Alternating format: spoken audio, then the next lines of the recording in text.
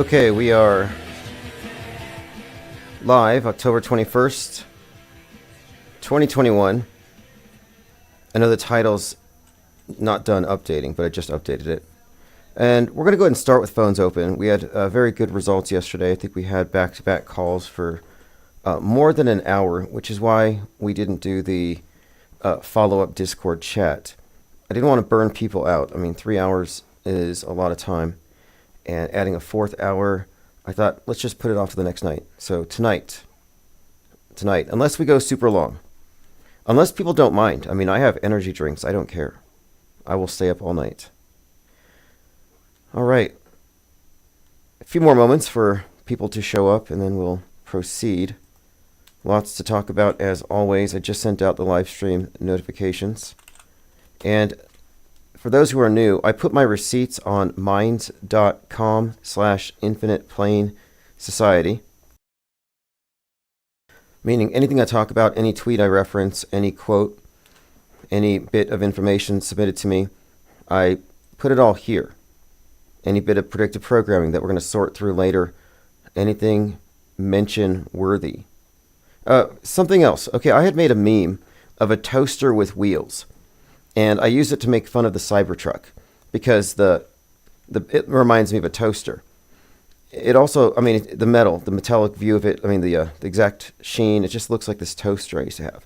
Well, this has been brought up again.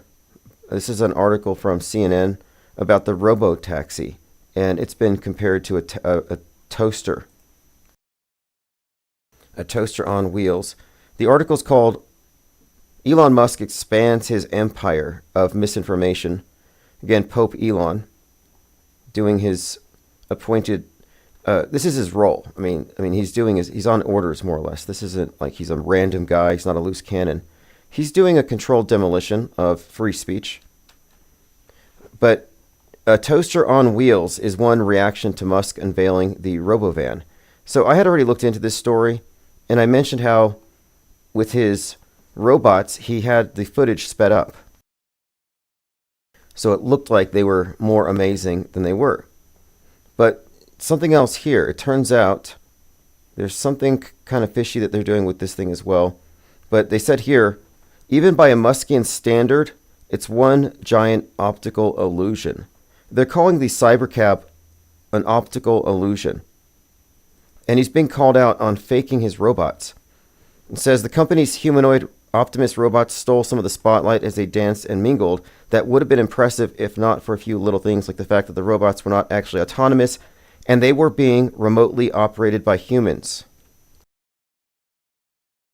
I thought that would make a great premise for a movie or something where you sell the population on humanoid robots and these things are all just spies and they're all being operated by, CCP, like in these booths, like a big telemarketing farm where they have all these people just 24/7 acting out the roles of these robots remotely. Meanwhile, finding everything else about you, taking over your life. It's like a robot takeover, but they're not really robots. They're just foreign soldiers operating undercover. And that's kind of what we have with the bot wars, but they're bringing it into the meatverse, out of the metaverse.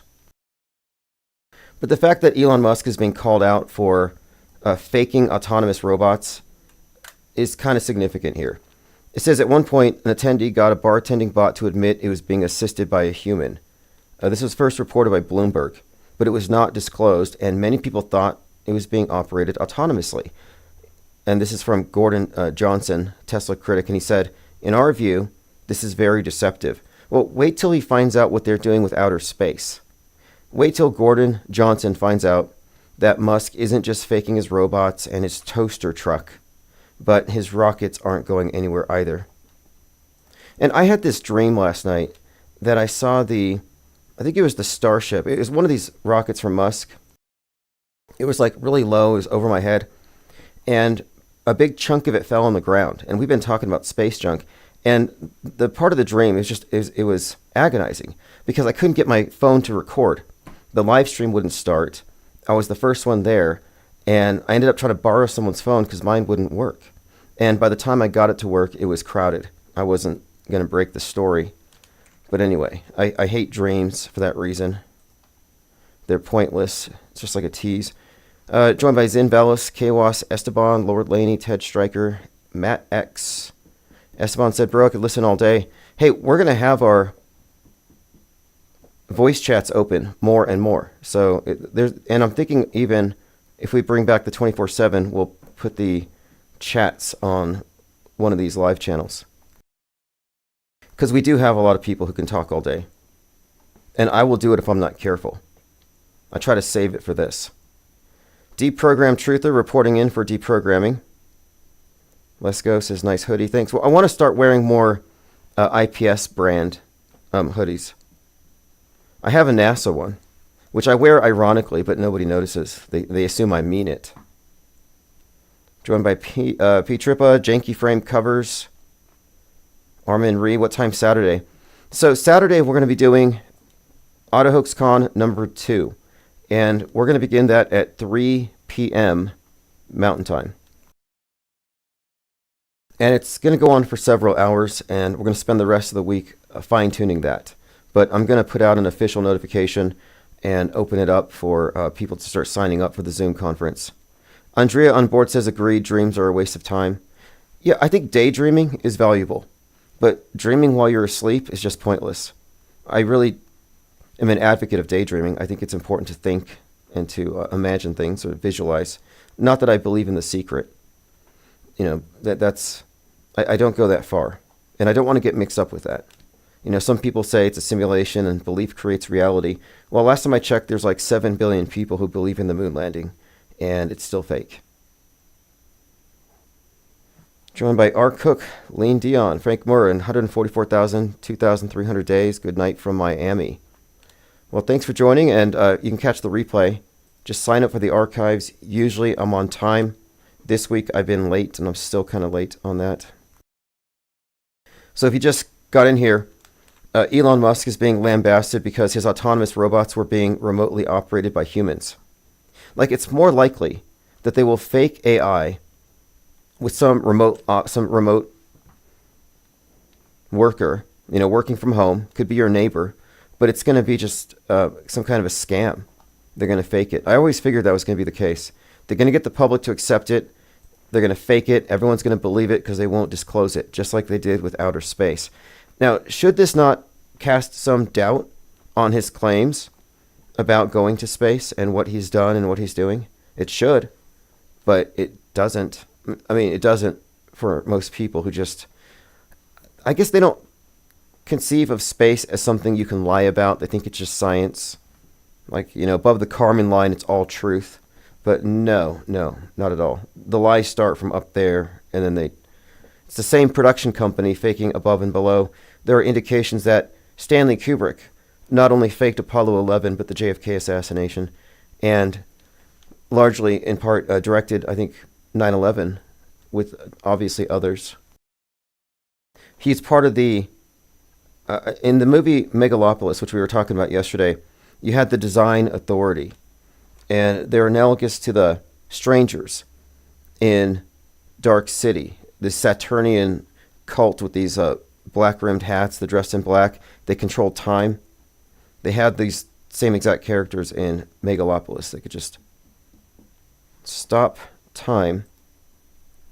I mean, we're talking about metascriptors, and I think Stanley Kubrick would be one of these design authority members, just kind of these, the real men in black, behind the scenes, the directors.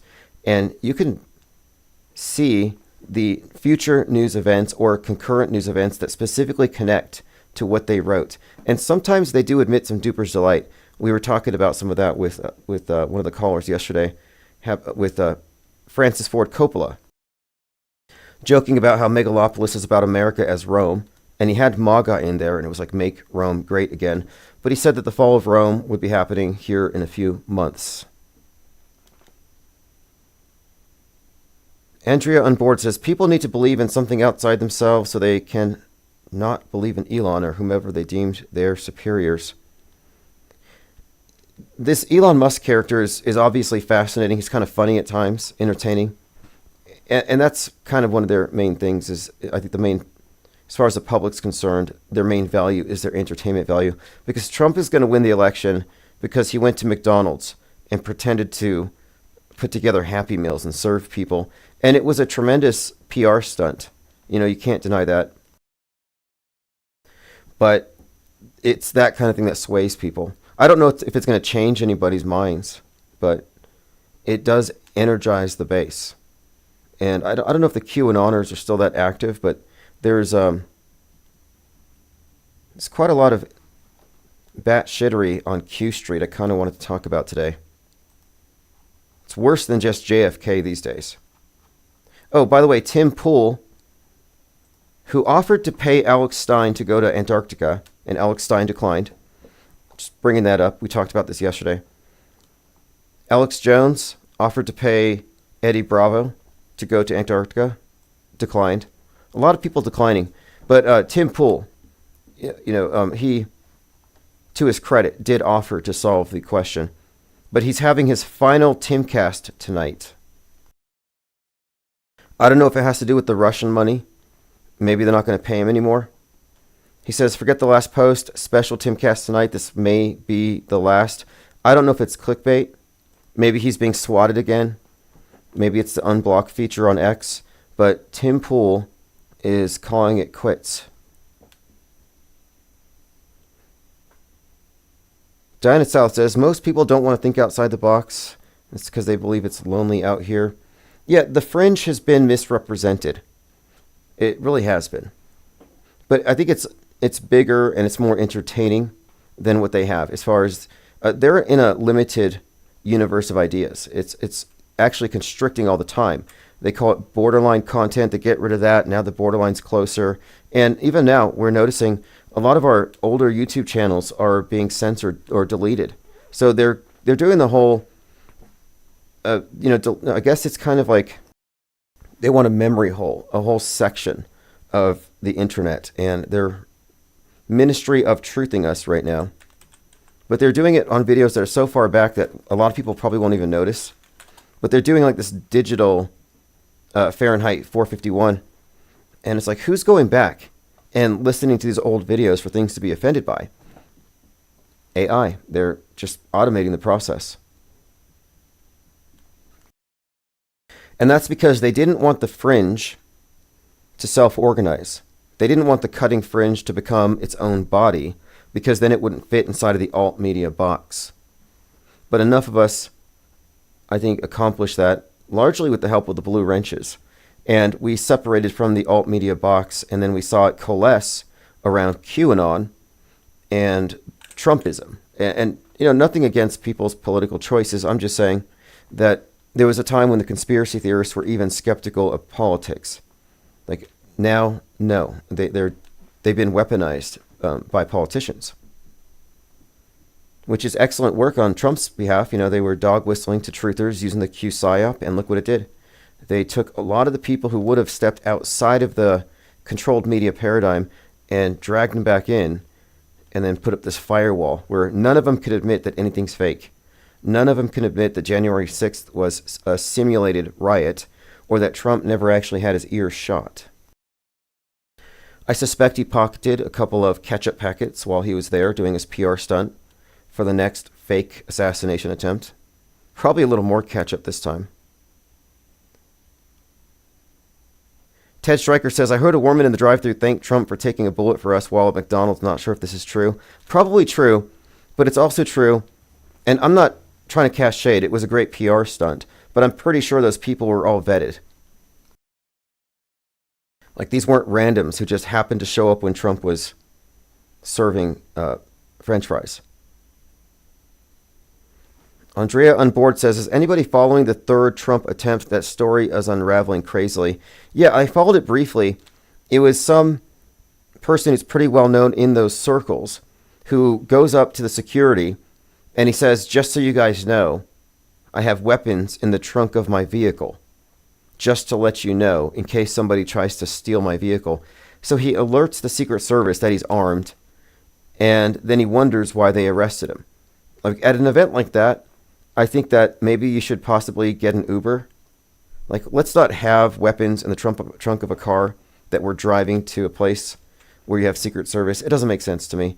So he got the attention he wanted, but Well, maybe he got more, but no, that was not even considered to be an attempt. He's some kind of provocateur. He's friends with a number of well-known guardrailers, truthers who maintain January 6th and Harvest Festival psyops. We have a lot of psyop maintenance from people on the far right. So I didn't spend very much time on that character other than to point out that he was well-known in those circles. Here's an interesting connection since we brought up Kubrick and how all of his movies are part of this process of blending the movie world with the real world through this vehicle of cinema and what we describe here as predictive programming. This is from Conspiratorial Report on Twitter. The person who reports woman's death in the film Eyes Wide Shut, Larry Salona, which also wrote about Stanley Kubrick's death in real life, was also the person to break the Jeffrey Epstein story, JFK Jr., and all the NYPD suicides related to Anthony Weiner's laptop. So just to put this in context, in the film Eyes Wide Shut, there's a death, the ex-beauty queen, and her death is reported in the paper, and this is in the movie, by, again, the name is Larry Salona.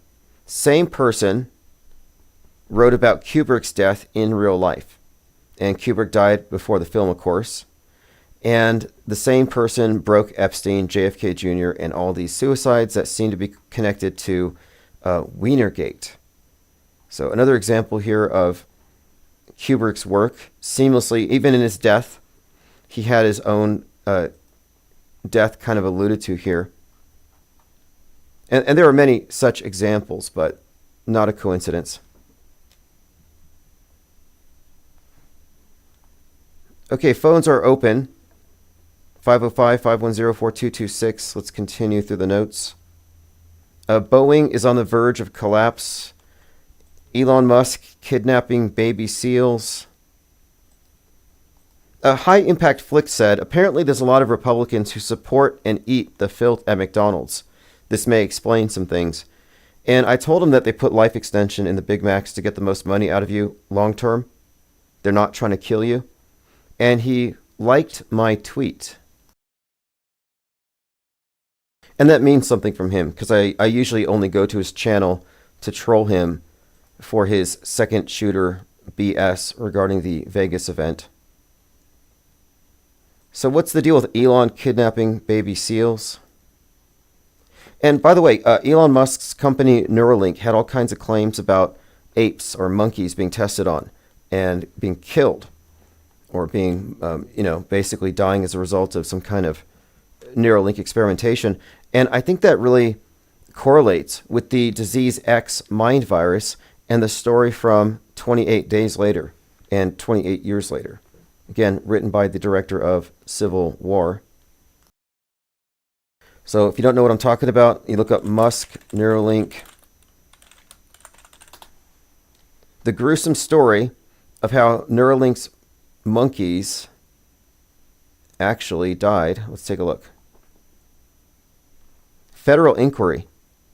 Musk says no primates died as a result of the implants, but Wired reveals the grisly specifics of their deaths that the authorities have been asked to investigate Musk's claims. So I haven't looked too deeply into this, but from a Metascript perspective, one of the main stories here that we're being told is the mind virus, the thought crime. We're on the advent of this being diagnosed and isolated, where they're going to isolate the mind virus. Disease X is the vector, or X is the vector for Disease X, which was the placeholder name for the big one the WHO had warned us about. And it's been connected with this theme of rage and apes. And this ties back to, again, Civil War, 28 Days Later, Nope, then, of course, Monkey Man, and a few others. But this is a repeated theme. So now we have this other story that ties into it, which is Musk's connection to doing experiments on apes, which is right out of, again, 28 Days Later. U.S. government forced SpaceX to kidnap baby seals for a compliance experiment. So there was something about the effects of sonic booms from the starships and the effects they would have on seals. And so what they had to do is they had to put these headphones on baby seals in the vicinity of a rocket or sonic boom effects to see if it upset the seals. So Musk said, tomorrow I will tell the story of how SpaceX was forced by the government to kidnap seals, put earphones on them, and play sonic boom sounds to see if they seemed upset. Here's a short clip. For launching out of Vandenberg in California, they were worried about seal procreation, whether the seals would be dismayed by the sonic booms. Now, there have been a lot of rockets launched out of Vandenberg, and the seal population has steadily increased. So if anything, rocket booms are an aphrodisiac, based on the evidence, if you correlate rocket launches with seal population. Nonetheless, rocket booms are an aphrodisiac with regard to seals. We were forced to kidnap a seal, strap it to a board, put headphones on the seal, and play sonic boom sounds to it to see if it would be distressed. This is an actual thing that happened. This is actually real. I have pictures.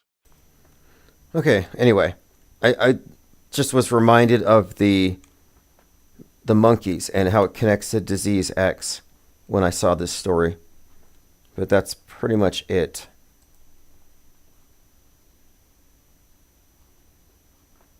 Okay, let's continue. Nate Lawdow said, I saw them up in our area tonight on the way to church. And the kids asked, Dad, why are so many of them spraying? Storms a-comin'. So this guy's grammar is typical. I noticed that a lot of the bot-like accounts run from bot farms, like this one, that promote Q stuff. When they say storms coming, they don't say I, they don't say my, they don't use pronouns. They just kind of spit out these bizarre, like, incomplete sentences. Saw them up in our area tonight. On the way to church, kids asked why are there so many of them spraying. Storms a-comin'. Now, what is he talking about?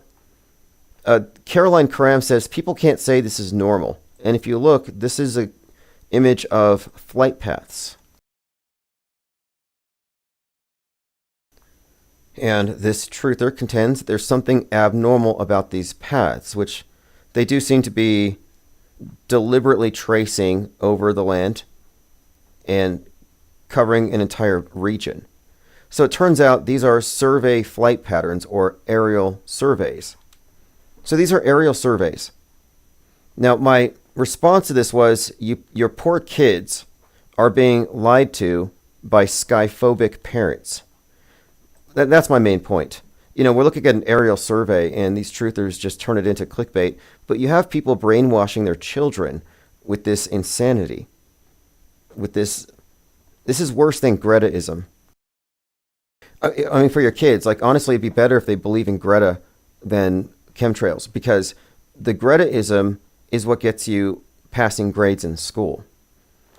You have to believe in the state orthodoxies. You can't go with the excess, the MSM plus geoengineering conspiratorial views. That will make you fail. Little D said, Elon told us last week he's the dark magician. Yes, dark MAGA. And we've talked about the significance of the MAGA hat. It's just satanic. I mean, if you want to break it down, the scarlet, it's a reference to Revelation 17, the Whore of Babylon. She says, America the fallen. No, Babylon the fallen. But make America great again. America as Babylon, of course, means America's fallen. MAGA means witch. MAGA is the feminine of like Magus, like Gandalf, but no, the witch. And she was a witch. She was a sorceress. And it describes her getting the world drunk on her pharmaceuticals. And I think that might be the vax. But if you look at the big picture here, there's a lot of Whore of Babylon symbolism encoded into the hat. And it also talks about the America the Fallen across her brow. It was Babylon the Great. So make America great, make Babylon great, America fallen, Babylon fallen. Then you throw in the 4547, which, of course, You add those, you get your 911. But also the number 4,547 is the 616th prime, and 616 is like an alternate number of the beast. So the hat's pretty satanic in that, from that perspective. I mean, I don't use that word very much. I think it's kind of a ridiculous, meaningless word to say it's satanic, but I'm just saying it's full of ominous symbolism, obviously connected to the beast and the Revelation iconography. So dark MAGA doesn't surprise me. And if you look at that head wound on 713, I think there's even more Mark of the Beast stuff you could add to it there. And Elon Musk, you got his Neuralink. That's interesting in itself. That should be setting off alarm bells. It's just amazing to me that Trump's adulators, his worshipers, see him more as Christ rather than the opposite. And based on his associations and everything's a part of, you'd think it would be the opposite. The predictive programming for Trump, the buildup for this personage that would emerge, has placed him solely on the side of the anti. So it's kind of intriguing to watch how there are people who literally worship him and think that God caused that bullet to miss. It's like, yeah, okay, while he's ripping on immigrants, God's going to deflect a bullet from him and then let the other bullet kill the fireman. Okay, I'm questioning God's judgment if that's your God. Obviously, it's a magic trick, but it's kind of interesting how they just say, oh, it was God, and people just like, yeah, it was a miracle, and they don't think about it. What's more likely, a miracle or a magic trick? And I think we all know the truth here. What gave it away, what cemented it for me was Hulk Hogan. He said enough is enough when they try to shoot the president. Enough is from the Illuminati playing card, where it has a bullet whizzing by at like ear level. But he specifically compared, and he claimed that it just occurred to him at that moment. He just remembered this, but this was obviously scripted. He compared the moment looking up at Trump bleeding to Hulkamania when he was bleeding looking down at Trump. And then Trump blew him a kiss. That was from one WWE Hall of Famer to another. And the technique of bleeding it's called blading. So Hulk Hogan was just basically saying in a very sly way that Donald Trump bladed himself. He did a WWE magic trick in order to hype up the crowd and perhaps win Trumpomania. And I think it's more likely it's a magic trick.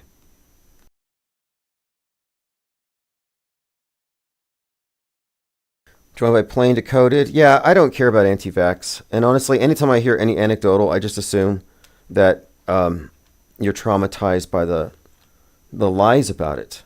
If anybody should be blamed for any pokey-related deaths, it's the anti-vaxxers, because they put so much fear out there that it probably turned the placebo into a nocebo. It's more likely that than there's anything in there at all. And there is no depopulation agenda. I know a lot of people have this idea that there's like I call it Bill Gates-ophobia. Bill Gates-ophobia is a non-skeptical position, and it's just as irrational as Elon Musk-ophobia.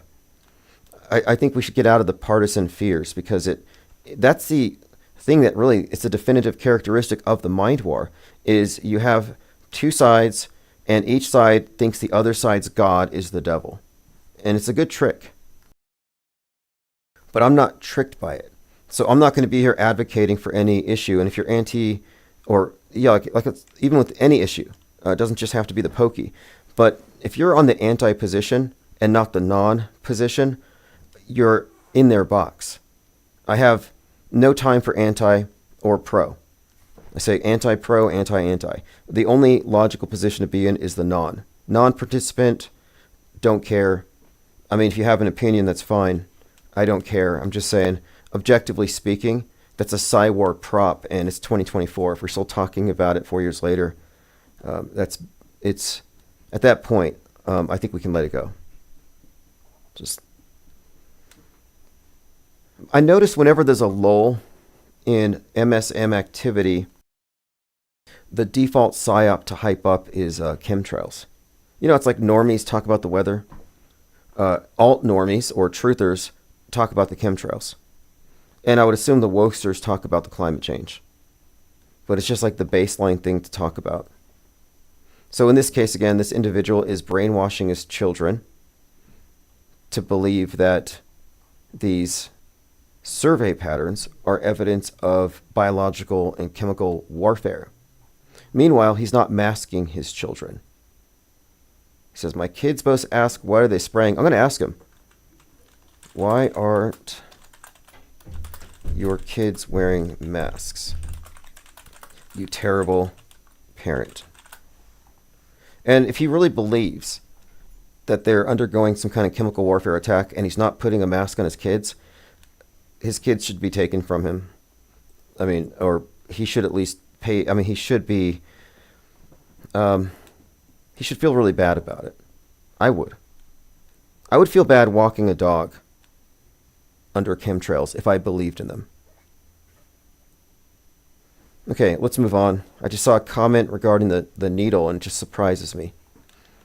It'd be like seeing people in the chat saying, they're going to take our guns. It's like, these are old psyops. They're good to study, though. They're excellent to study.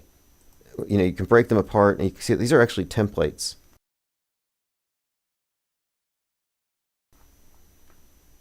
I did go out and see the comment. I think many of you might have been in that chat. And you couldn't see it on the video, but I do have a picture. And you can faintly see it on the center of the screen here. I'm just going to circle it. It looks like a star with a trail. I'm pretty sure that's it. I have it on Twitter, so you can check for yourself, check my work. Okay, we have right-wing pastor says the hurricanes were caused by God. So I've been talking about Noah or Noah, choose your Noah, whether it's, you know, God's flood or the National Oceanic Atmospheric Administration, which is the other group called NOAA, which would say it's climate change. So as long as you believe that the hurricanes were caused by something else, the powers that be don't care. So here's another perspective. So if you don't think it's caused by chemtrails and you don't think it's climate change, maybe God did it to punish the sinners. Way that God is going to allow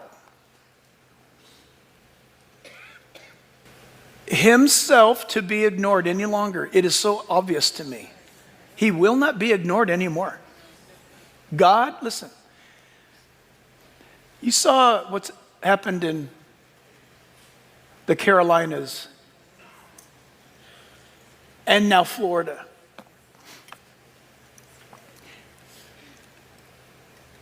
I don't believe God sent that stuff. I know this much about the Bible. When a storm arose, the Bible says Jesus stood up and he rebuked the storm and it was made still.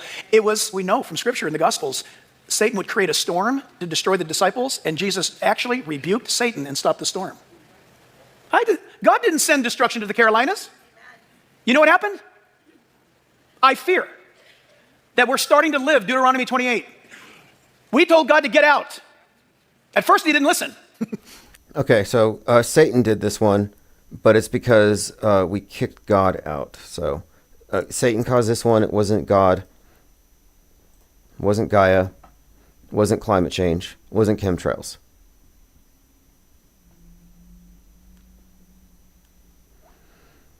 My third eye says, oh, yeah, I mean, this is good. They're spraying life extension chemtrails. It's more likely that.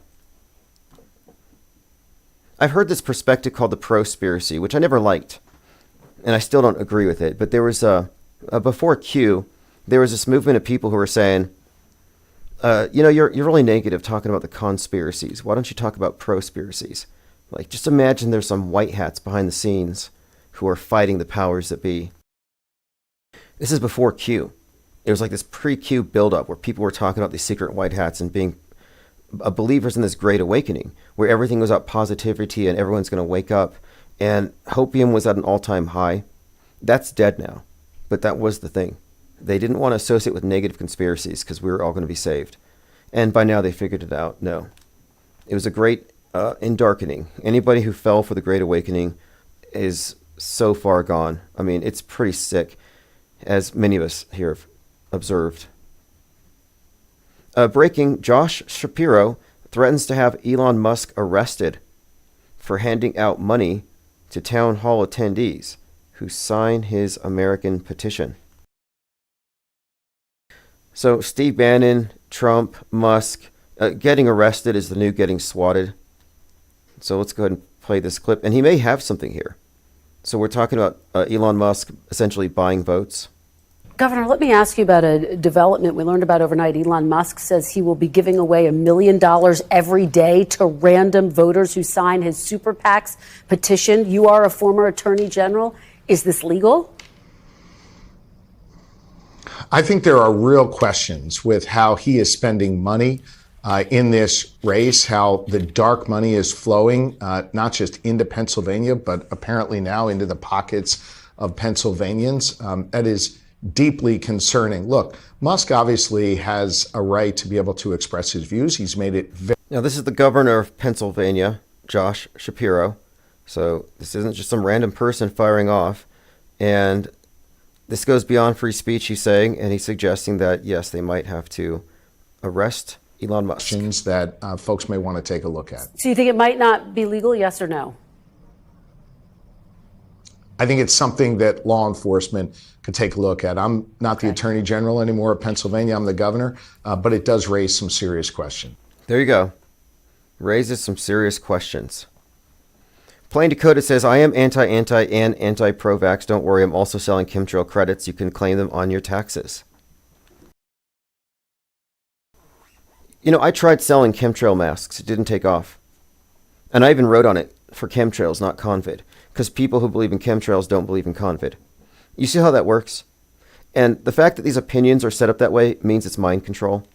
Like, to have this opinion is to also reject this one. Like, you can't have both. You know, it's what I call the bifurcation, the great schism, the splitting of the consensus. And it's designed to be split in two. Anybody trying to reconcile it or take the middle road is just wasting their time.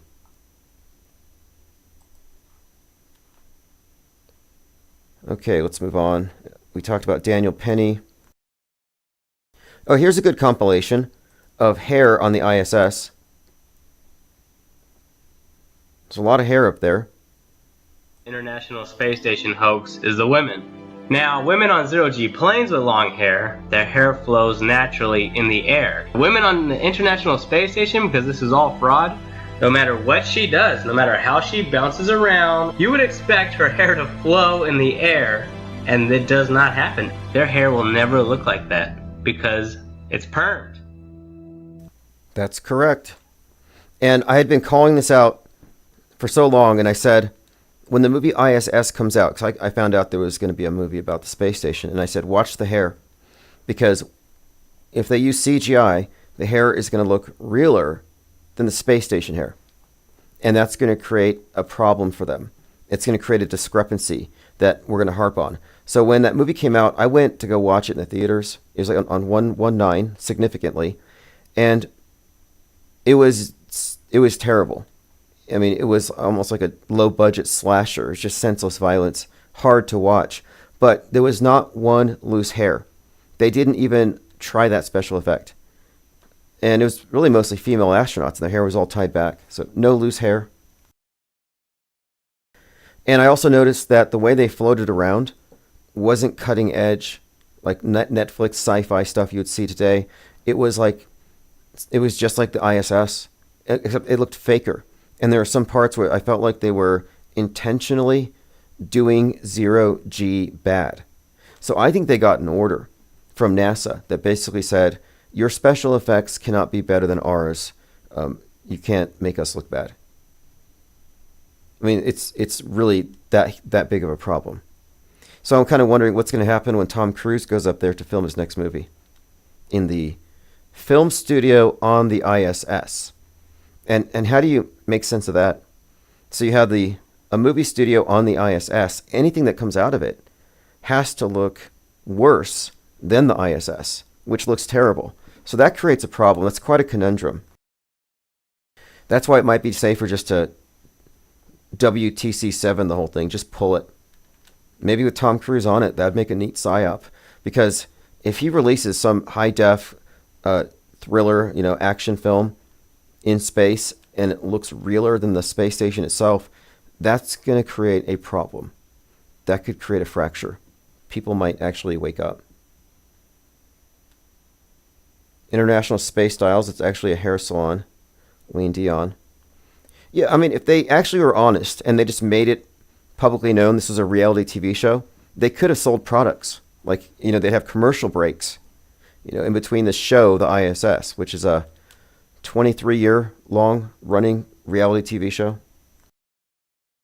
They could sell quite a few products.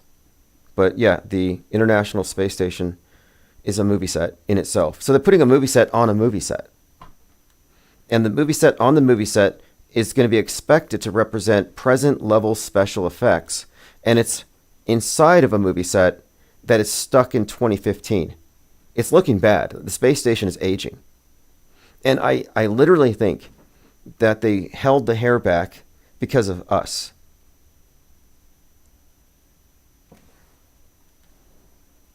Plain Decoded says, arrest Musk, free Diddy, vote Kamala. This Diddy thing, I don't know what to believe. I don't have any direct info, but the allegations are twisted. And it's actually starting to seem worse than Epstein. And I'm wondering, where's J-Lo in all this? I'm interested to find out. But I'm expecting a big nothing burger. I do a lot of misinformation analysis, and this is an example of what Twitter is like. So here's a helicopter, quote, spraying something on the water. And concerned citizen who has 1 billion followers, he says, what are they spraying? Any ideas? So now we're looking at a bunch of truthers who are saying things to the effect of, why do these pilots agree to spread poison and harm humans and the environment? Are they doing it for a paycheck? They're complicit and they will answer for their crimes against humanity. That's like a typical response. This other guy posts these images of these weird-looking worms they pulled out of the water. If it was something nefarious, they wouldn't do it in daylight, says someone who's slightly sensible. But the truth of it is, it's most likely something like copper sulfate to keep the algae down. It's most likely something that you could easily explain. You could look at the helicopter's label and do a search. I think someone had even had an explanation here that DNR are now using helicopters to stalk trout in remote areas. But my point here is this is a tactic. When instead of looking it up, somebody who has 1 million followers is incentivized to play dumb and say, what the hell is this? And target the message to people who are already afraid of aircraft and who think that aircraft are poisoning us. So what they're doing is they are making money on a bunch of gullible, ignorant people. And this is actually a business model. He's probably got a family and kids and a car payment, and he's funding it all with this stuff. So I'm not trying to, just make it stop. I'm not flagging his content, but I'm just thinking, is this where we're at? Is this where we're at as a society or information consumers? Are our standards this low? It's almost like tabloids went mainstream, and it no longer matters if it's real or fake. The entertainment value is the primary consideration.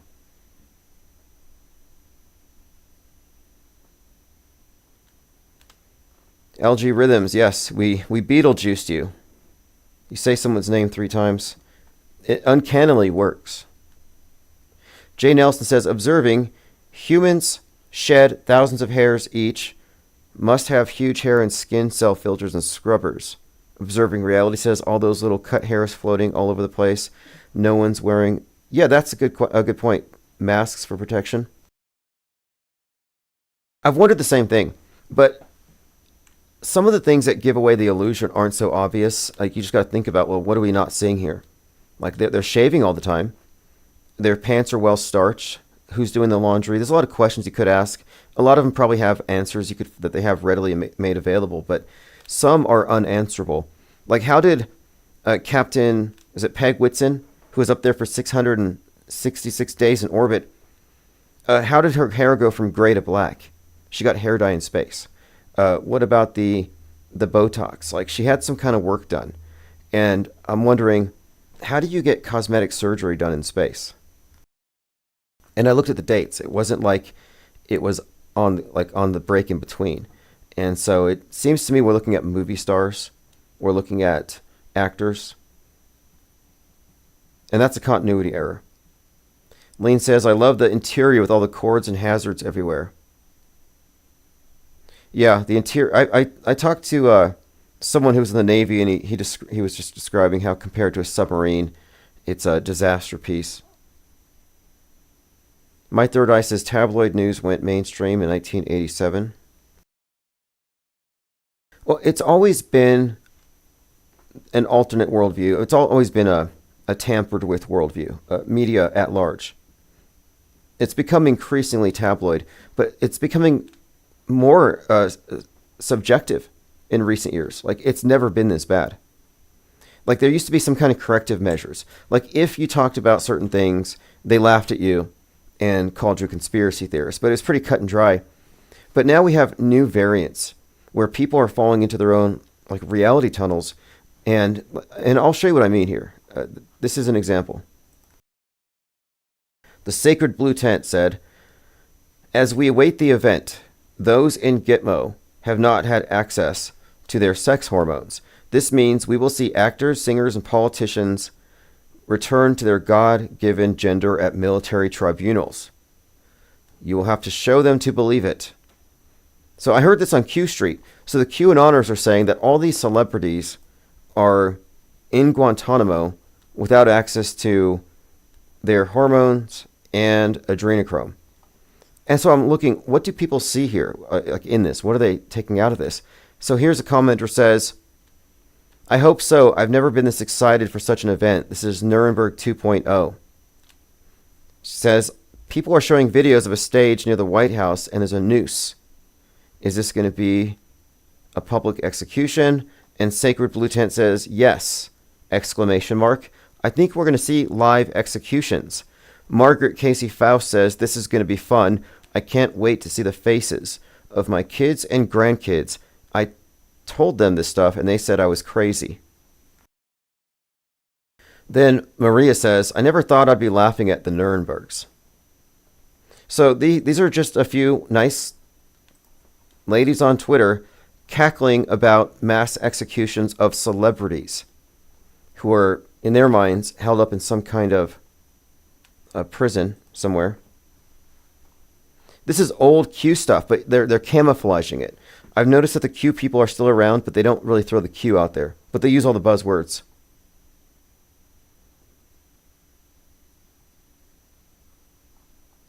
But this has got to be some kind of a bot farm. They're hiring people. This can't be real. Now, this is real. In D.C. today, there was some kind of an evacuation drill. So they're probably getting ready for the next January 6th. Training for a plane hitting the buildings. This is 10/21/2024.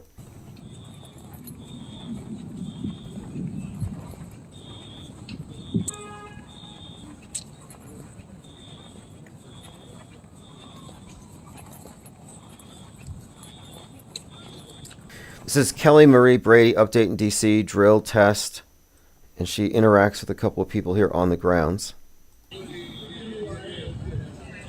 You see people marching in file out of the Capitol. Good morning out there. Good morning.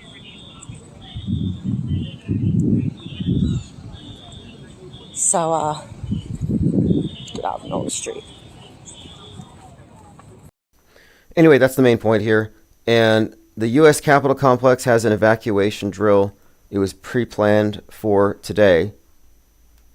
This morning at 10 a.m., it'll be a campus-wide evacuation exercise, a routine drill in coordination with the legislative branch partners.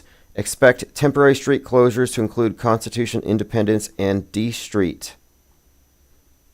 So this was an exercise. It was a training exercise, which is an indicator of a psyop to come. It's a pretty good predictor. It really is. It shouldn't be that obvious, but if they're doing a drill, they're putting together the stage for something that they're going to simulate later.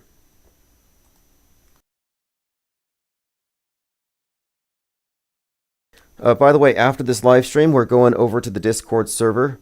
In the group chat there, we're going to record episode 4 of the IPS Deep Think Tank. So Anissa here on Twitter was talking about this Bill Gatesophobe, this channel I was referencing on Twitter that was hyping up the helicopter. And she says, Concerned Citizen is a PSYOP account controlled by the military intelligence complex, with Musk as a primary agent. Spreading disinfo, nonsense, panic, divisive content is their gig. Flood the net with BS to justify censorship. Hegelian dialectics. She also said she reports them as spam and fake engagement. I almost feel like reporting it is futile. Oh yeah, okay.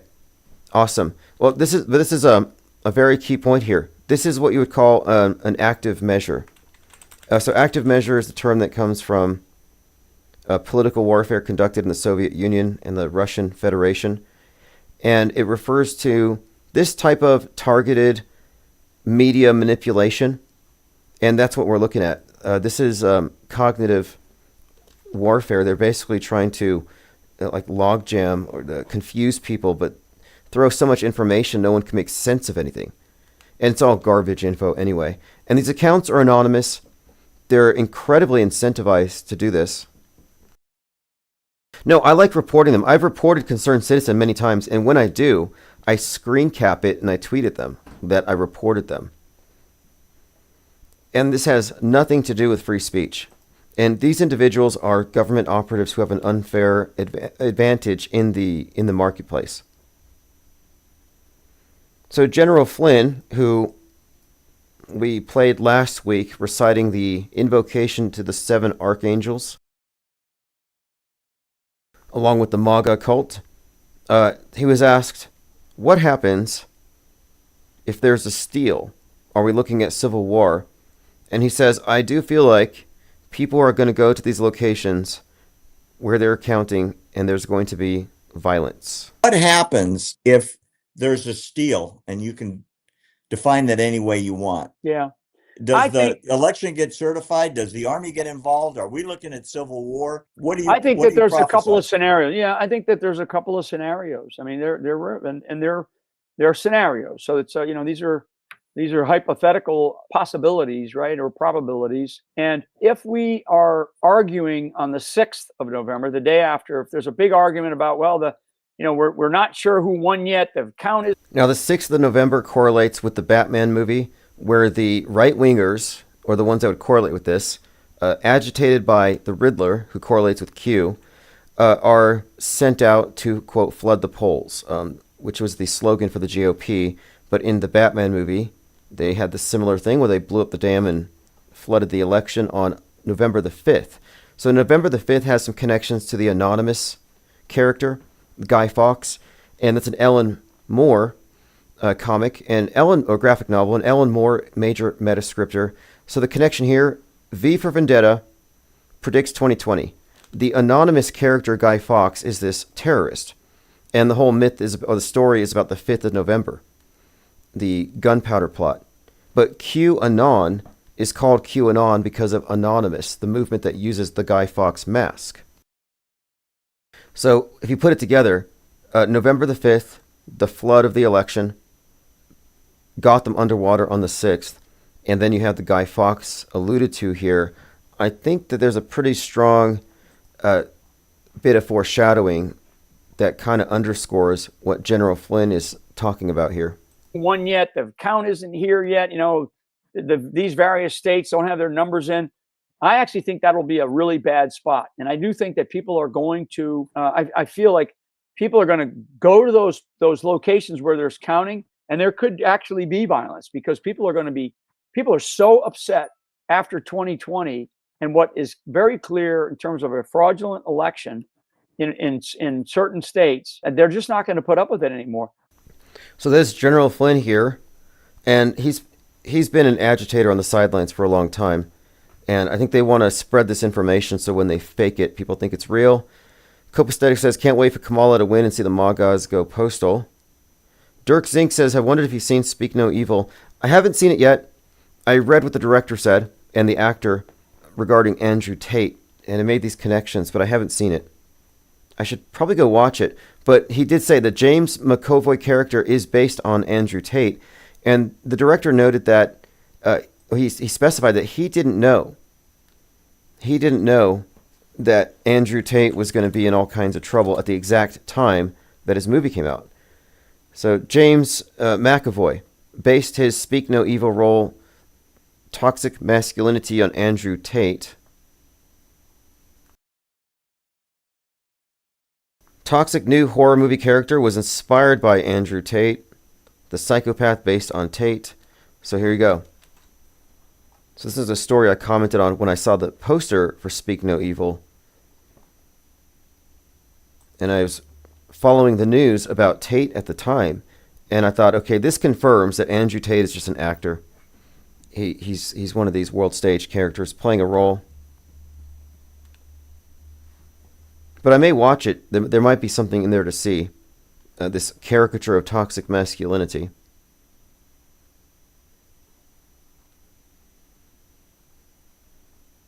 That's right, LG Rhythms. Fifth generation warfare. That's a General Flynn thing. And General Flynn trademarked the term digital soldiers. So all these disinfo bots we see are kind of an extension of him. I mean, I wouldn't be surprised if they're all funded by the same individuals. It's part of the same movement. This guy is a huge proponent of Q. He's spread Q, but he never takes credit for it directly. He's very shrewd. Now, this is something that was brought up in chat. Tomanoid. Yeah, Back to the Future Day is today. So Back to the Future, October 21st, is the destination day for Marty, Doc, and Jennifer in the sequel, Back to the Future Part 2. In honor of the day, the DCPA is offering special pricing on the upcoming shows. Okay. Well, I know here, I think they're showing Back to the Future in the theaters. So that would be today. Interesting connection. Back to the Future, copious predictive programming for 9/11. And Donald Trump as Biff Tannen. So I updated the title here to Back to the Future Day. And that's a great movie in itself, that whole series to study if you want to look at predictive programming and how pervasive it is. And prophetic. Like, I can understand why so many people turn to synchromysticism to explain what they were seeing. Because you are seeing something. And it's layered, and it's deep, and it implies such a level of intentionality that you have to rule out coincidence. But absent any explanation, people reach for this divine fallacy. Must be a supercomputer, must be the hand of God, when no, it's actually an intrinsic part of media itself, the brainwashing operation, which is the entrainment of the entertainment and future fake news. There are no coincidences on the world stage.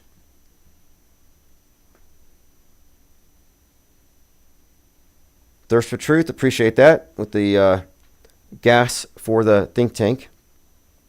And I put this in the newsletter. If you're waiting for anything, art, press passes, books, anything, everything's going to be sent out by tomorrow. I've been catching up on orders all day. And the company I use for the press passes no longer produces them. So I'm looking for an alternate printer. But they're about to come out. American Father says, Finis Temporis YouTube channel has great videos on the Back to the Future programming. And it's worth watching these movies again, because what I've seen time and again, what we've observed here, is that a movie will predict something or indicate that director's involvement in something on the world stage.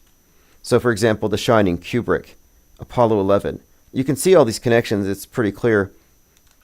But that would have been the limit of your assessment, I think, maybe up until...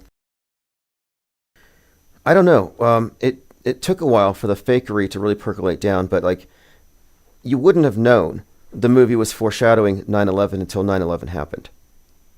It's one of these things that you have to see it in reverse. So that movie, The Shining, contained more than just stuff about Apollo 11. It contained stuff about 9/11 as well, but you would have to rewatch it to see this stuff. And then you rewatch some of these movies like 2001: A Space Odyssey, which similarly had 9/11 predictive programming, but it also had clear allusions to 2020 and the whole pandemic thing. You had like these references just thrown in there, like a fake epidemic to hide the alien discovery, the monolith discovery, You had a character named Floyd. A lot of little key terms. Nicotrama says, I want Kamala to win, but Trump's a better actor. He deserves it. Yeah, did you see him at McDonald's? Like, that almost swayed me. I was planning on doing a protest vote for Kamala, but I almost want to just give him credit for his performance. What season are we in? Season 23 of the ISS, but we've got to be in like season 34 of The Apprentice. It's quite literally a reality TV show at the end of the day.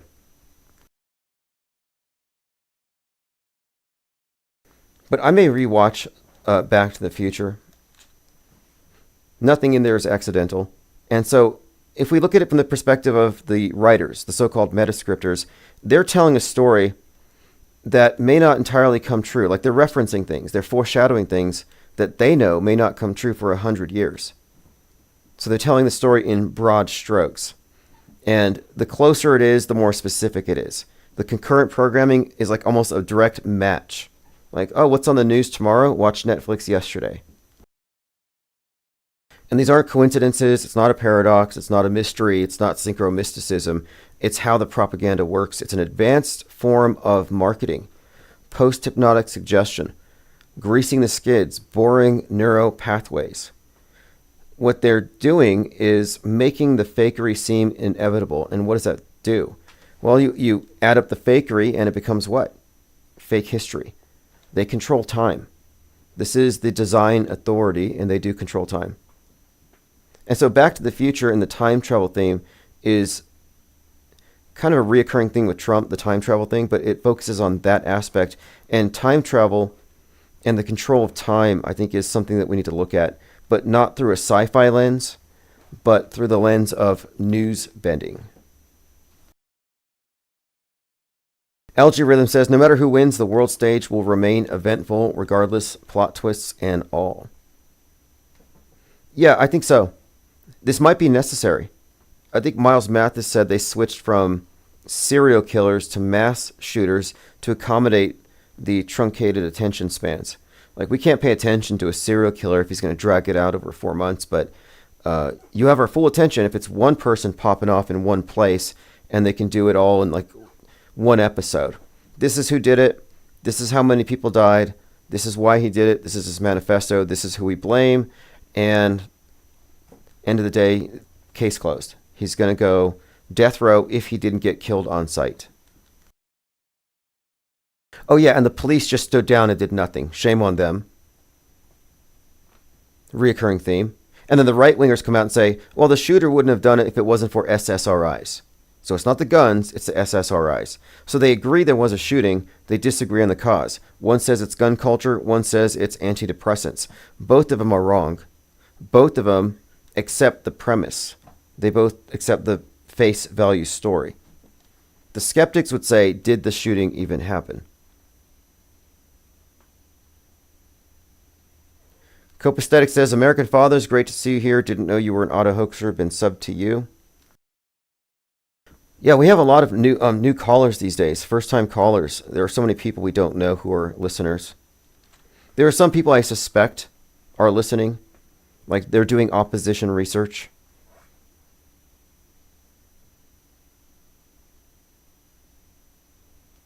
Thirst said they could grift an awesome PPV match, Trump and Putin in a steel cage, winner gets superiority over the fake nukes.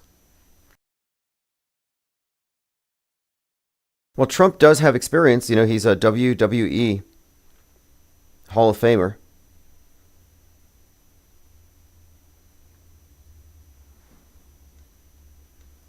Okay, let's continue here. Back to the Future. We'll look back into that. Biff Tannen is Trump. And right now he's kind of he's in it or he's about to go into his Biff Tannen stage. So look at this guy. This is an example. I love to do lie analysis. And anybody with the name Truth, this is like crazy. Any of these big channels, like Real Time for Truth, Time for Truth, it's kind of generic. If it's generic, I kind of doubt these people are anything other than paid operatives. So we're looking at this concerned citizen and the video of the helicopter spraying something, likely something to keep the algae down. I'm calling this engagement bait. And Time for Truth says, who said these were chemicals? Because I said that these people are basically calling this, chemical warfare. Nobody did. That's the point. It's all insinuation. They say, what are they spraying? So it's by insinuation. So they insinuate so they don't have to take any kind of accountability when their lies are exposed. And he knows it's insinuation. This is sophistry. It's a subtle form of dishonesty. These are professional liars. American Father says, funny story, I found Tim's book, Secret Religion of the Elite, and did a book review on it. He posted it, and people came and told me now I'm here. Oh, thank you. Funnily enough, I was just contacted by the person who owned the rights to that book, because I was working with the publisher at the time, and Amazon just pulled their account. I thought that's really unusual. But Secret Religion of the Elite, this is the cover art, where I juxtaposed Saturn V and the Washington Monument. And between them we have the all-seeing eye. And there was this ritual on the 50th anniversary of Apollo 11 where they projected the Saturn V rocket onto the Washington Monument.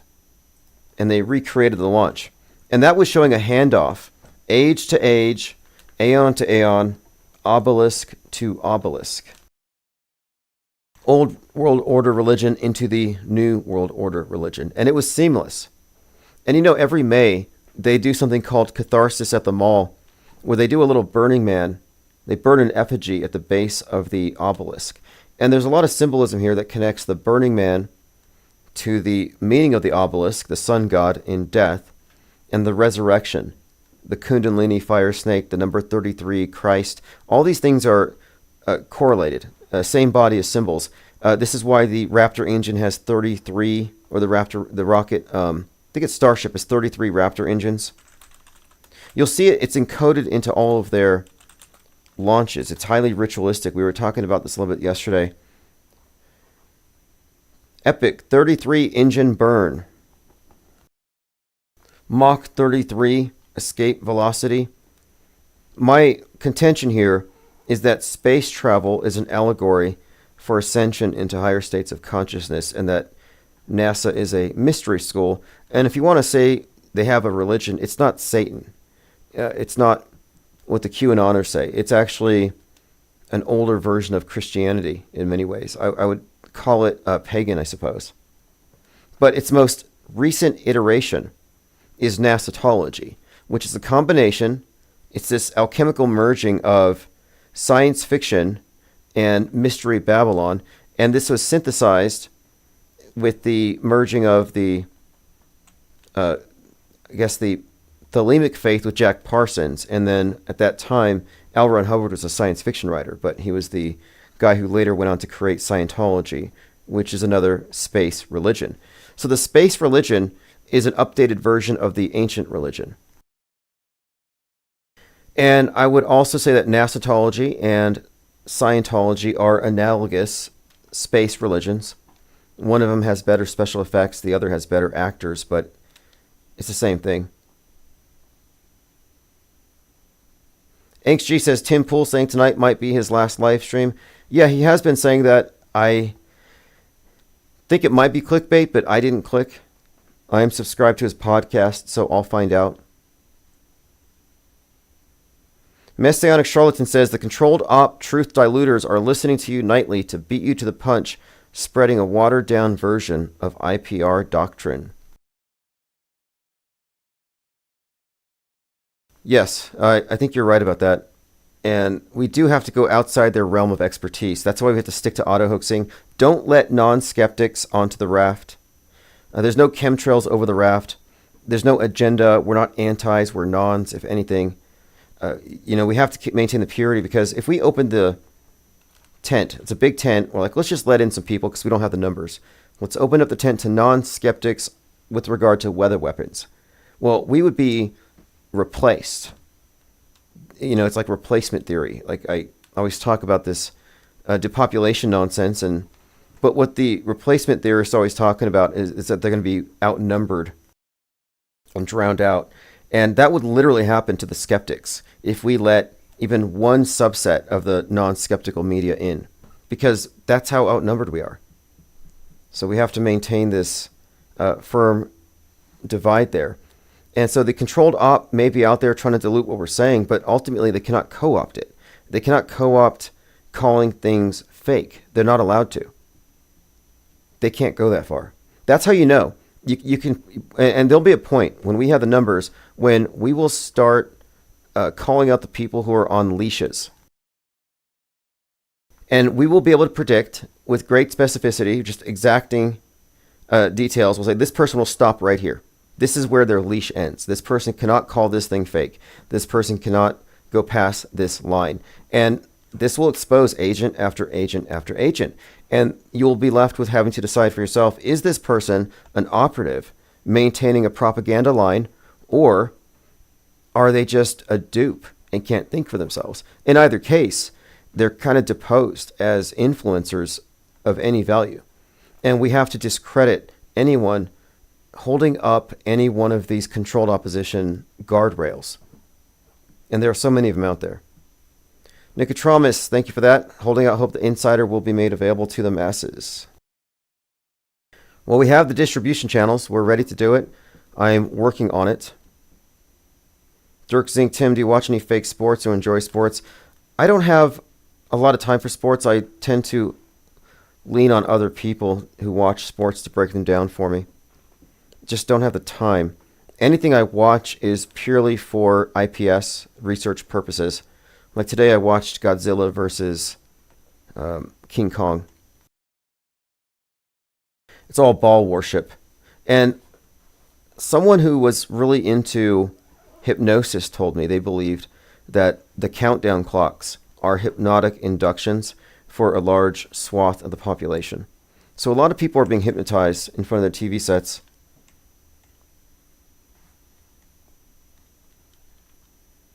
Lieutenant Weinberg says, Poole is being promoted on my YouTube feed. Yeah, Tim Poole is questionable a little bit because he's getting $100,000 a week from Russia. Now, do I believe that? No. Although it might be technically true from a world stage perspective. Like, that's the narrative. He's getting money from Tenet, $100,000 a week, $400,000 a month, to spew pro-Russia talking points. And if you look at his content, yeah, you can support that position. But I think this is part of a bigger narrative here of the right wing colluding with Russia in order to do the Turner Diaries in real life. So it might be part of the bigger script. My Third Eye says Godzilla Minus Zero was good.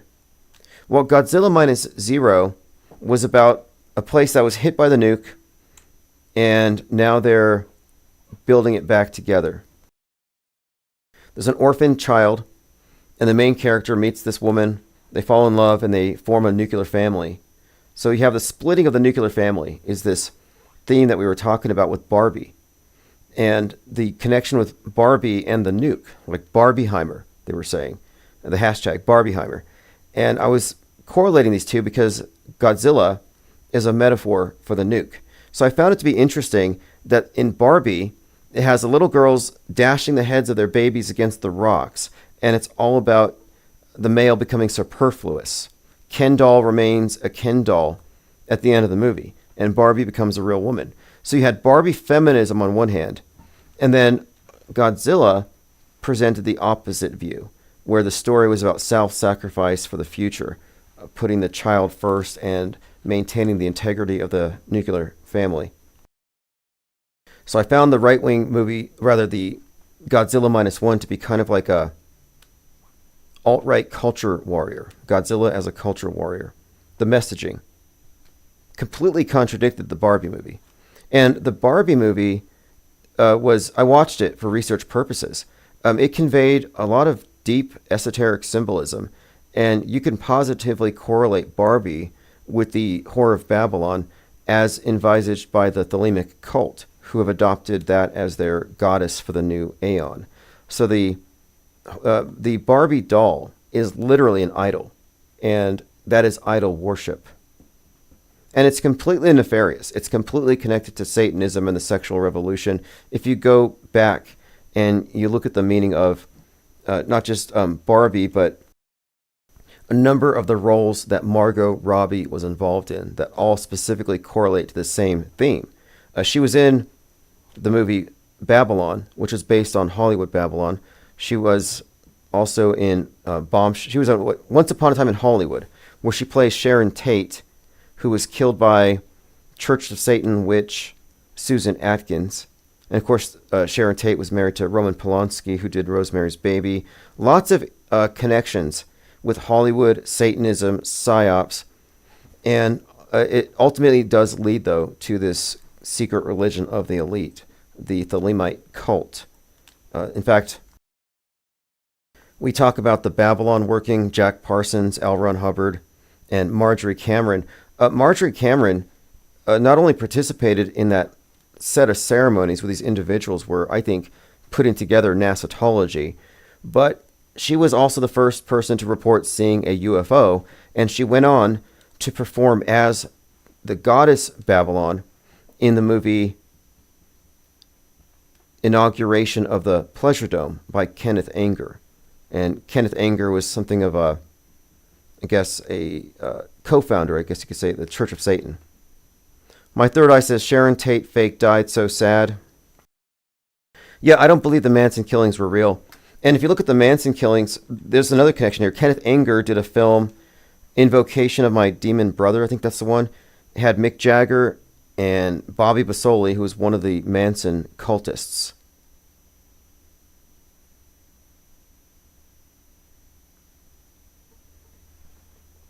LG Rhythm says, need help with anything, Tim.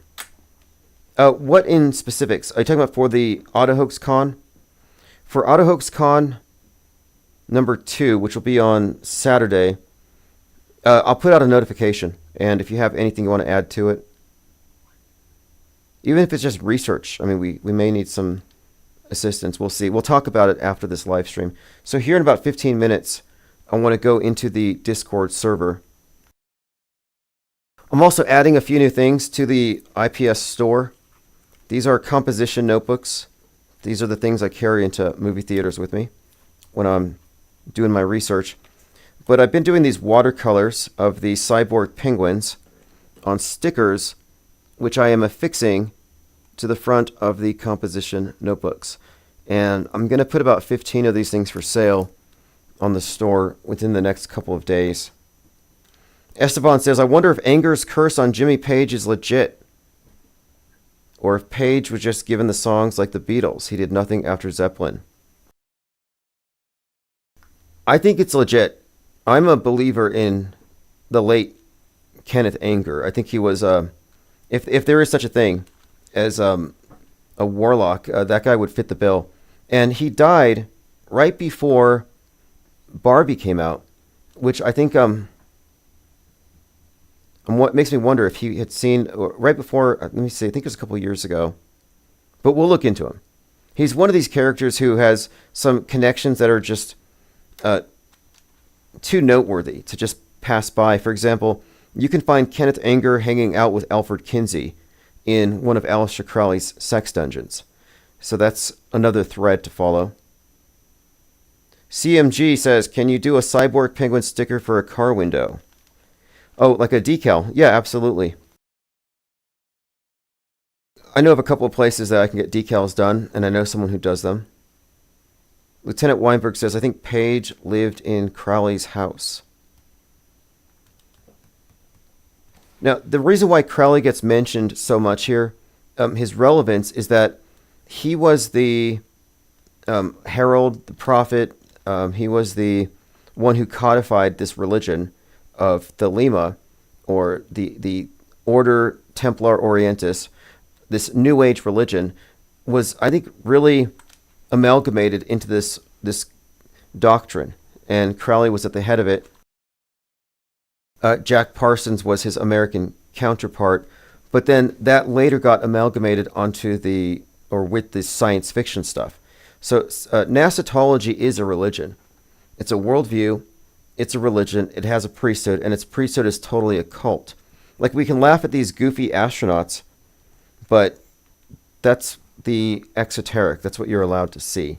We don't know 100% what's behind the scenes, but if you do any bit of comparative symbolism analysis, if you look at NASA, compare it to what I've been talking about here, the book Secret Religion of the Elite gets into this. You're looking at the latest iteration of the mystery schools and space as allegory for both higher consciousness, ascending. It's like it has different connotations, but it also has everything to do with mind control, which is very consistent with religion, where religion's mind control, enlightened priesthood. Mass media, mind control, enlightened priesthood, or at least the ones who would be in the know. And nowhere would people be higher in their secret society or security clearance society than the astronauts, who would have the big picture. American Father says, I read something about Sex and Rockets, a book about Jack Parsons. There's a TV show on ABC put it out. It's called Strange Angel, which also explains it. He supposedly died at 37, Jack Parsons. And I think part of Elon Musk's character is also built on Jack Parsons. And I also noticed that Jack Parsons and the Scarlet Witch, the Scarlet Woman, Marjorie Cameron, look strangely similar to Doctor Strange and the Scarlet Witch. There's a couple of archetypes at work here.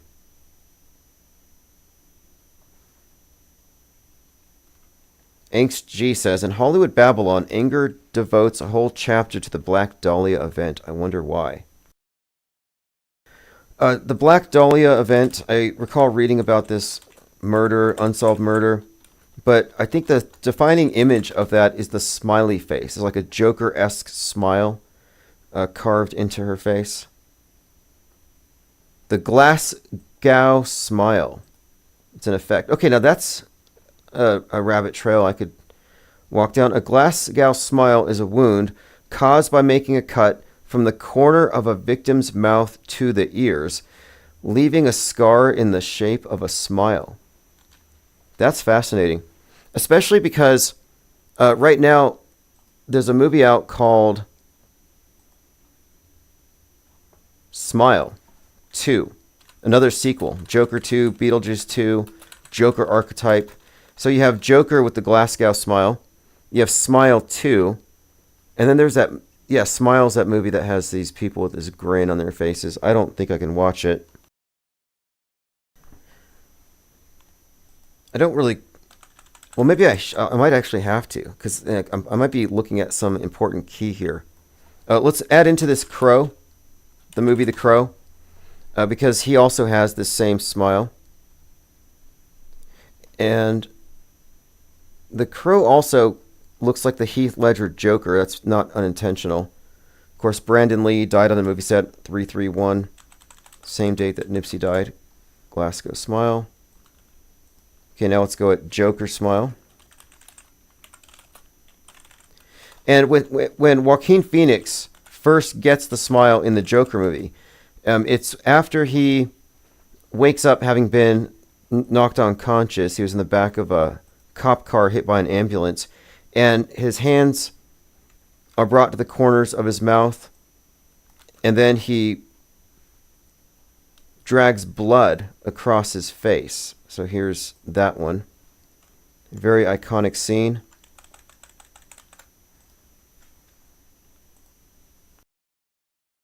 So there we have it. Black Dahlia has this smile, which they define as a Glasgow smile. Smile 2, Crow, Joker. Not quite sure what to make of it, but if it was highlighted in that book, there might be some meaning to it. Strange Angel is good, says Lean Dion. And they don't say it overtly, but the character in Strange Angel who interfaces with the main character and gets him into the cult, I'm pretty sure that's L. Ron Hubbard. That has to be. But I think they were afraid to portray L. Ron Hubbard because the Church of Scientology would not have allowed that to happen. Andrea Unboard says, I think Tina Fey has a scar like that. Well, the book Hollywood Babylon is just a compendium of like all the bad things, the scandals in Hollywood at the time. And Margot Robbie, of course, is in that movie. But the connection here is that Kenneth Anger, who wrote the book, said that Hollywood was going to be used to convey the pageantry of Mystery Babylon for the new religion. And of course, he was a Crowleyite, a Thelemite, and then later connected to the Church of Satan. And he connects a lot of these characters together. A lot of these threads are synchronized together through Kenneth Anger, who again just recently died. But there's some pretty straight lines from Satanism, psyops, sexual revolution, and the introduction of the Thelemic New Age religion through mass media, and specifically the space program. But I talk about all of that in the book, Secret Religion of the Elite, and I'm probably going to do a third edition. Although the original one might be taken down, the publisher said I can have the rights back to it, so I might just take that first one, add on to it, change it up a bit. I'll do a new cover. But a lot has happened since then, and I have a lot more information to add to it. Tomanoid 3 says there was a recent Crow movie a month or two back. Well, the Crow movie used the crow as sort of a phoenix symbol, a symbol of resurrection, like a bird symbolizing death and coming back from the dead. There's quite a lot there, indications that Brandon Lee was a death faker. Some think he came back as this truther. I think his name was it Andrew Green? Is that his name? There was some truther. I think it was an independent journalist. Yeah, let me see if I can pull him up. What was the name of... I think his name was Green. It was believed that Brandon Lee faked his death and came back as some truther, some big anti-vaxxer, which is standard. It seems like that's a common thing. If somebody remembers...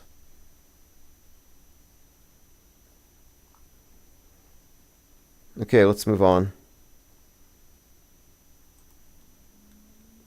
We'll follow up with Tim Pool, make sure he's okay. I've never been a big follower of his, but I've been listening and keeping track of anybody in Trump's orbit.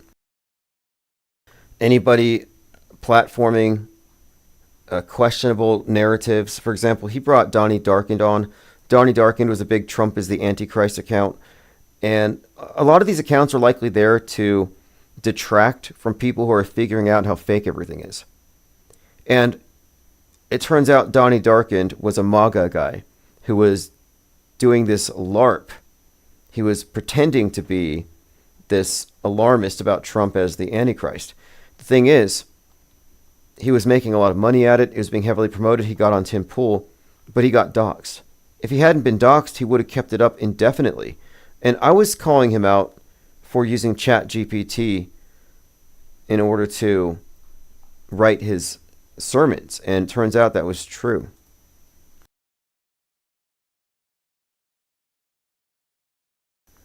Bill Clinton made some strange comments about how Trump might want to lock him up forever, could possibly execute him.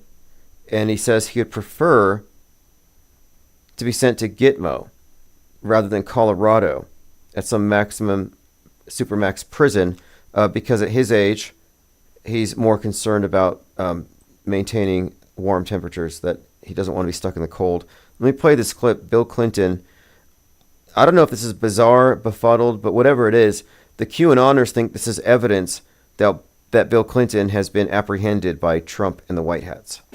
To go after anybody that he thinks in his wisdom is a threat, right?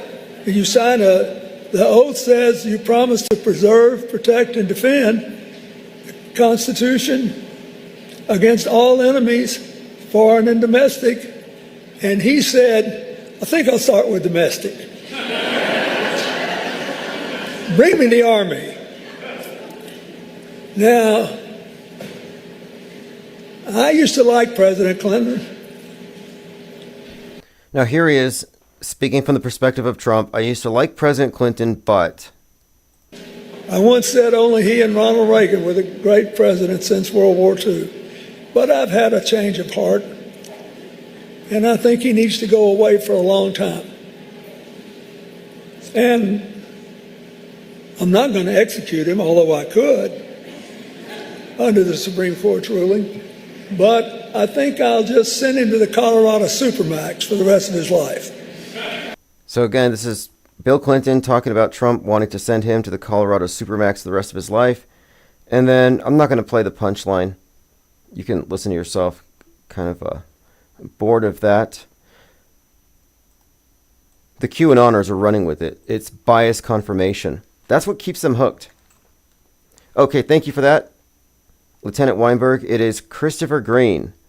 So it is believed by a lot of people that Christopher Green, who is a truther, is Brandon Lee, brought back to life. Look what the crow dropped off. Right into the middle of Truther Town. And I started seeing him around the time of the anti-vax movement rising up. So this person is basically like an InfoWars adjacent type operative. Is he Brandon Lee? Based on the evidence, I would say yes, but I can't prove it from my perspective. I mean, it's a lot of conjecture, but a lot of researchers have put some work on this, and I think it matches. I don't think Brandon Lee's father, Bruce Lee, is Michio Kaku. Some people had asserted that was the case. I don't think so.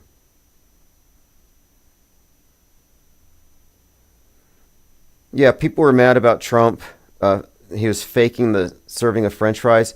It's like they're willing to call that fake. Like, oh, it wasn't real. Those weren't real customers. But they think the shooting was real. It's like, no, it's all fake. And if you need any more evidence that Trump's ear wound was fake, look at this image from the Atlantic, owned by Alex Soros, and note that it marks exactly the spot where his ear was cut. Now, this came out before his ear was cut. Just like that Batman Caped Crusader, Rupert Thorne gets his ear cut, just like you have the dead Trump in Beetlejuice, Harrison Ford, a president getting shot at on 7/13, in Captain America.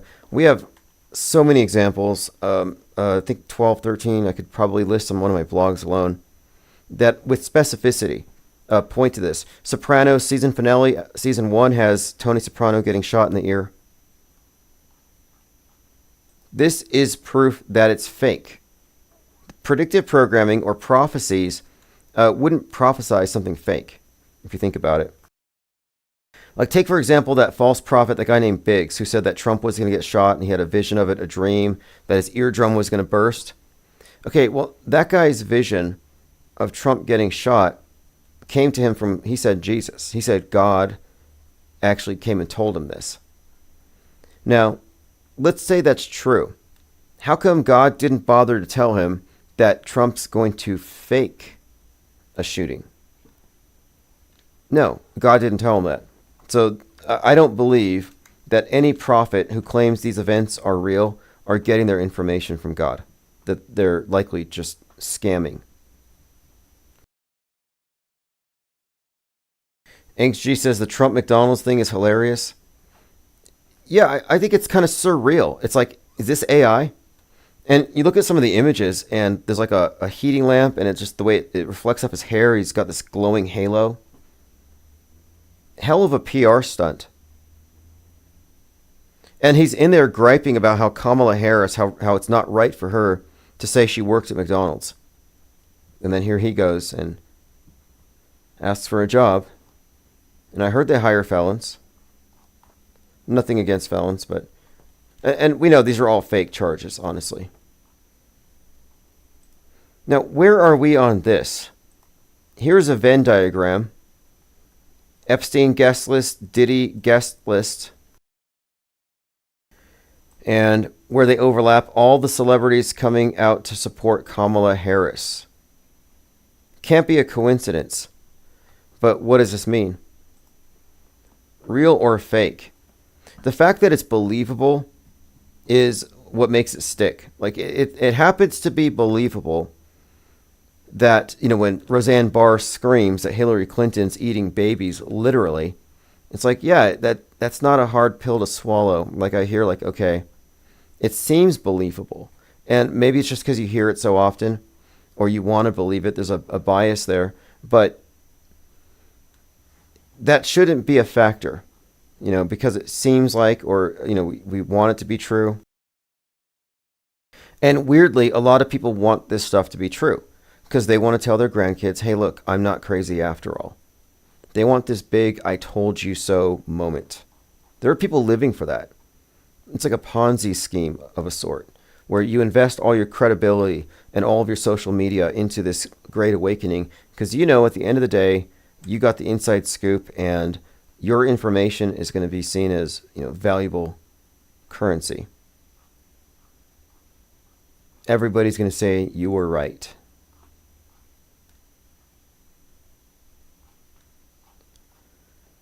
Okay, so if you're not part of our Discord server, we're heading over there now.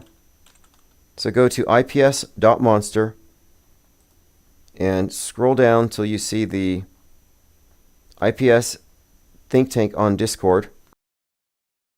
And we're going to be in there momentarily for about 1 hour for a recorded voice chat, open topics, anything's on the table. We'll talk about what's going on at the end of the week. We've worked our entire... for the Auto Hoax Con number 2. So I'll post a link here if you want to join us. But thanks everyone for your comments. But we're going to go ahead and exit here and enter the Discord voice chat. So hopefully I'll hear some new voices there. And thanks again. Check your inbox for archives. I'll get them uploaded.